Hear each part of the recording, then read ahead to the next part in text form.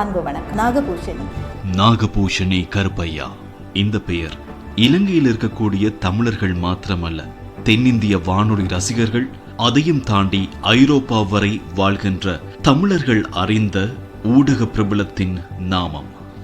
இவரது குரல் தமிழர்களினுடைய இதயங்களில் பதிந்த தெவிட்டாததொரு ராகம். புன்னகையுடன் இனிய தமிழ் மொழி பேசும் இவரது முகம் இனம், மதம், மொழி கடந்து அத்தனை ரசிகர்களுக்கும் பரிச்சயமான ஊடக படைப்பாளியின் முகம். இவரை வானொலி அறிவிப்பாளர் என்று சொல்வதா, செய்தி வாசிப்பாளர் என்று உச்சரிப்பதா, தொலைக்காட்சி நிகழ்ச்சி தொகுப்பாளர் என்று அழைப்பதா, தனது எண்ணங்களை எழுத்துக்கள் கொண்டு பத்திரிகை வாசகர்களுக்கு கொண்டு சேர்த்த எழுத்தாளர் என்று சொல்வதா, அல்லது அந்த எழுத்துக்களை ஆக்கங்களாக ஒலி வடிவில் வானொலி நேர்களின் செவிகளுக்கு கொண்டு சேர்த்த படைப்பாளி என்று சொல்வதா, மேடை நிகழ்ச்சிகளை அதிர வைக்கும் தொகுப்பாளினி என்று சொல்வதா, அத்தனையும் தாண்டி எத்துணையும் ஒன்று சேர்ந்து பெண் ஊடக ஆளுமையாக 3 தசாப்த காலங்களாக ரசிகர்கள் மனதில் வென்ற, என்றும் ஜொலித்துக் கொண்டிருக்கக்கூடிய ஊடக நட்சத்திரம்தான்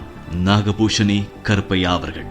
இலங்கை வானொலி தென்றல் எஃப்எம்மின் தற்போதைய உதவி பணிப்பாளராக பணிபுரிந்து வரும் நாகபூஷணி கருப்பையா அவர்கள் இயற்கை எழில் கொஞ்சம் மலையகத்தின் கண்டி மாவட்டத்தில் கம்பளையில் பிறந்து சிறுவயது கொண்டே கல்வி மற்றும் கலைத்துறையில் ஆர்வம் காட்டியதோடு யாழ் மண்ணில் தமிழில் சிறப்பு கலைமாமணி பட்டம் பெற்றிருந்தார். பின்னர் கொழும்பு பல்கலைக்கழகத்தில் ஊடக கல்வியை தொடர்ந்து தனது கலை படைப்புகளை ஊடகம் மூலமாக உலகறிய செய்வதற்கு 1995ஆம் ஆண்டு அளவில் இலங்கை வானொலியில் அறிவிப்பாளராக இணைந்து கொண்டார். அன்று முதல் இன்று வரை வானொலி நிகழ்ச்சிகளாக இருந்தால் என்ன, செய்தி வாசிப்பாக இருந்தால் என்ன, தொலைக்காட்சி நிகழ்ச்சிகள் மற்றும் மேடை நிகழ்ச்சிகள் என்று ஊடகத்துறையில் பிரகாசித்து வருகின்ற ஊடக ஜாம்பவான்களில் ஒருவராக திகழ்கின்ற அறிவர் 2017, 2019, 2020 மற்றும் 2021ஆம் ஆண்டு கால பகுதிகளில் தேசிய விருதுகள், இலங்கையின் தேசிய விருதுகள் வென்ற பெண் ஊடக ஆளுமை நாகபூஷணி கருப்பையா அவர்கள். கடந்து வந்த பாதை என்பது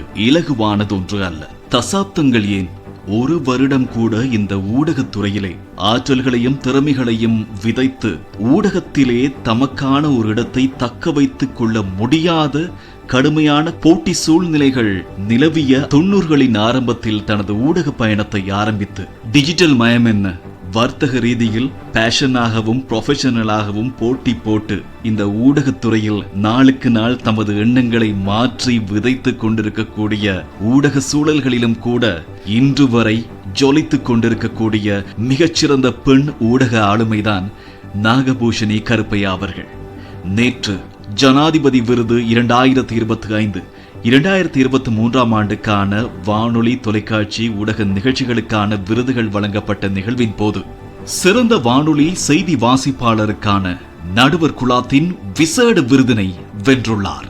பல தடைகளை கடந்து மக்களின் இதயங்களை வென்று இலங்கையின் முன்னோடி ஊடக கலைஞராக தமிழ் ஊடக பெருமையை உலகறிய செய்யும் உங்களைப் போன்ற ஜாம்பவான்களை வாழ்த்துவதில் பெருமை கொள்கின்றோம்.